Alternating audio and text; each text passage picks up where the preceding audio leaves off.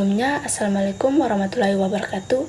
Perkenalkan, nama saya Tari Hamisi dengan NPM 0227241030.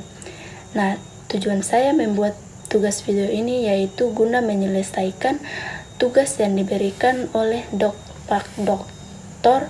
Suwito selaku dosen pengampu mata kuliah Ekonomi Syariah dengan judul materi yaitu Teori Keuangan dan Perbankan Syariah.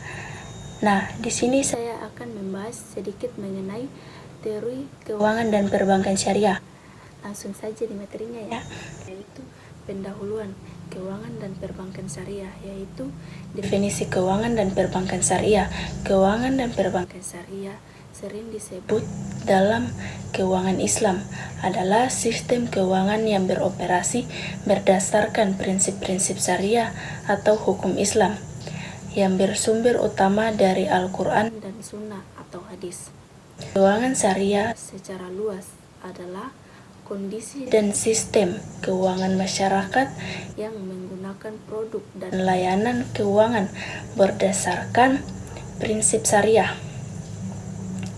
Nah, ini mencakup tidak hanya perbankan, tetapi juga pasar modal syariah. Nah, atau asuransi syariah, takaful, pembiayaan syariah, dan lembaga keuangan mikro syariah. Inti dari sistem ini adalah penggunaan akad-akad atau kontrak yang sesuai syariah dan menegasikan konsep bunga atau riba. Perbankan syariah merupakan bagian dari keuangan syariah, yaitu sistem perbankan yang dikembangkan berdasarkan prinsip syariah. Pembeda utamanya dengan bank konvensional adalah dalam operasinya tidak menggunakan riba atau bunga, baik dalam simpanan maupun pinjaman, dikan dengan konsep bagi hasil, jual beli, sewa, atau jasa. Berbasis akad, setiap transaksi harus didasarkan pada akad yang jelas dan sah menurut syariah, seperti murharabah bagi hasil antara pemilik dan pengelola, musyarakah, kerjasama modal dan manajemen, murahabah, jual beli dengan margin keuntungan yang disepakati, dan ijarah atau sewa menyewa. Tujuan utama sistem keuangan dan perbankan syariah tidak hanya terbatas pada profit atau keuntungan, tetapi juga mencakup dimensi etika, sosial, dan spiritual yang lebih luas, mengimplementasikan nilai-nilai Islam dalam ekonomi atau kepatuhan syariah. Tujuan fundamental adalah menjalankan seluruh kegiatan dan keuntungan sesuai dengan ajaran Islam, menjauhi segala bentuk transaksi yang diharamkan, terutama riba, gharar, dan masyir. Nah, ini merupakan bentuk ibadah atau muamalah yang bertujuan mencapai falah, kesuksesan, dan dunia akhirat. Yang kedua yaitu prinsip dasar syariah. Fondasi ini adalah ruh dan pembeda utama keuangan syariah. Nah, di sini ada 3 larangan yang wajib dihindari. Yang pertama yaitu riba. Nah, riba adalah bentuk tambahan yang diisyaratkan di awal atas pokok pinjaman tanpa adanya transaksi imbalan yang sah. Nah, pertanyaannya, mengapa dilarang? Karena dianggap eksploitatif, karena si peminjam wajib membayar tambahan atau bunga meskipun usahanya rugi. Contohnya, si A meminjam uang 5 juta ke si B dan diwajibkan mengembalikan 6 juta. Kelebihan 1 jutanya yaitu adalah riba. Yang kedua yaitu adalah gharar, ketidakpastian yang berlebihan, transaksi yang mengandung ketidakjelasan substansial yang dapat merugikan salah satu pihak. Contohnya yaitu kontrak yang tidak jelas spesifikasi barangnya atau transaksi konvensional di mana klaimnya tidak pasti atau ditukar dengan konsep takaful. Yang ketiga yaitu maisir atau judi spekulasi, transaksi yang bertujuan mencari keuntungan dan permainan untung-untungan murni. Prinsip wajib yang diterapkan yaitu pertama, bagi hasil. Ini adalah jantung keuangan syariah. Risiko dan keuntungan dibagi bersama antara pemilik dan pengelola. Ketertarikan dengan sektor real. Setiap transaksi harus didasari oleh aset, barang, atau jasa yang nyata, dikenal sebagai aset backed dan equity backed. Uang tidak boleh menghasilkan uang secara sendirian. Keadilan dan transparansi. Hak dan kewajiban semua pihak harus adil dan jelas tercantum dalam akad. Ketiga yaitu perbedaan keuangan syariah dan konvensional. Perbedaan antara sistem keuangan syariah dan konvensional terletak pada filosofi, struktur kontrak, dan tujuan akhirnya. Keuangan syariah tidak hanya berbeda pada label, tetapi juga pada esensi operasionalnya. Pertama yaitu perbedaan filosofi dan etika. Aspek keuangan konvensional dan keuangan syariah. Landasan hukum positif negara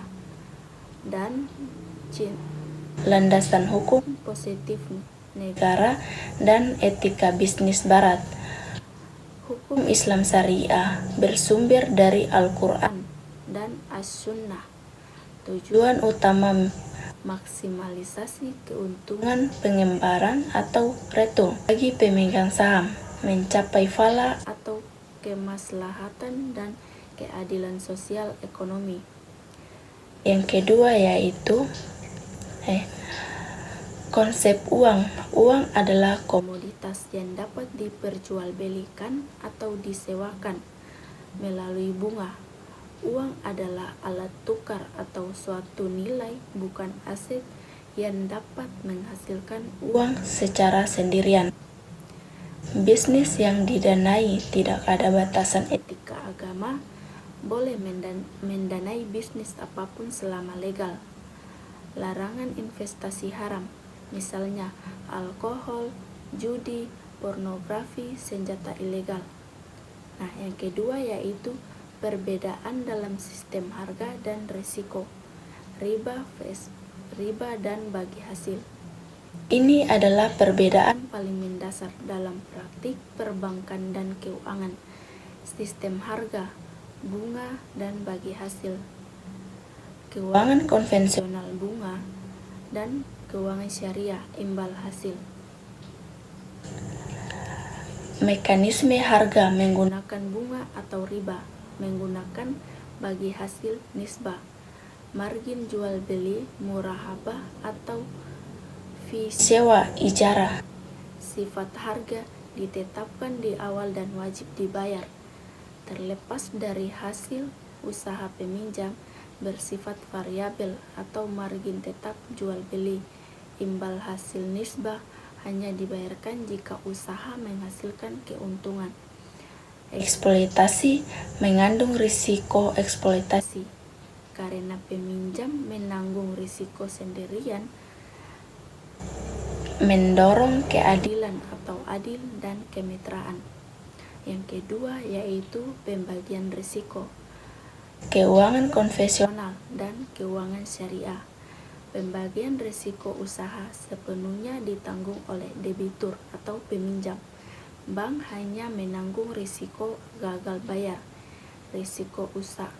Sedangkan bank syariah yaitu risiko usaha dibagi antara pihak yang berinvestasi, terutama dalam akad mudharabah dan musyarakah. Hubungan kontrak kreditur dan debitur. Hubungan hutang, mitra atau investor, pengelola atau penjual, pembeli, hubungan jual beli atau kemitraan. Ketiga yaitu perbedaan struktur kontrak dan operasional keuangan syariah, menekankan pada keterkaitan langsung dengan aset real di setiap transaksi. Yang pertama yaitu keterkaitan aset. Nah, pada bank konvensional yaitu memberikan pinjaman uang tunai, misalnya KTA atau kredit tanpa agunan. Uang adalah objek utama transaksi. Sedangkan pada syariah yaitu pembiayaan harus terkait dengan transaksi atau aset jasa yang nyata. Contohnya yaitu dalam KPR syariah murahaba, bank syariah harus membeli rumah terlebih dahulu menjadi pemilik sah sebelum menjualnya kepada nasabah. Bank bertindak sebagai penjual, bukan pemberi pinjaman uang. Nah, larangan transaksi spekulatif konvensional. Pasar keuangan mengizinkan berbagai bentuk derivatif dan spekulasi yang terputus dari aset real. Syariah melarang gharar, ketidakpastian berlebihan, dan maisir judi atau spekulasi dalam kontrak, memastikan bahwa keuntungan harus berasal dari usaha yang sah dan jelas. Kita masuk pada instrumen keuangan syariah. Instrumen keuangan syariah adalah alat-alat yang digunakan dalam transaksi dan pembiayaan yang seluruhnya didasarkan pada prinsip syariah, bebas dari unsur riba, gharar, dan maisir. Instrumen ini dikelompokkan berdasarkan jenis akad yang mendasarinya. Yang pertama yaitu instrumen berbasis kemitraan, yaitu instrumen ini mencerminkan filosofi inti syariah, yaitu berbagi risiko antara pihak yang berinvestasi dan pihak yang mengelola. Pertama yaitu mudharabah, kemitraan modal dan keahlian.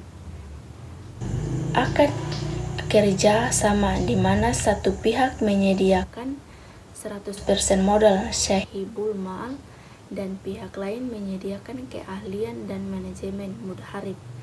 Pembagian hasil, keuntungan dibagi berdasarkan nisbah atau risiko bagi hasil yang disepakati di awal. Misalnya 60% untuk syahibul mal, 40% untuk mudharib.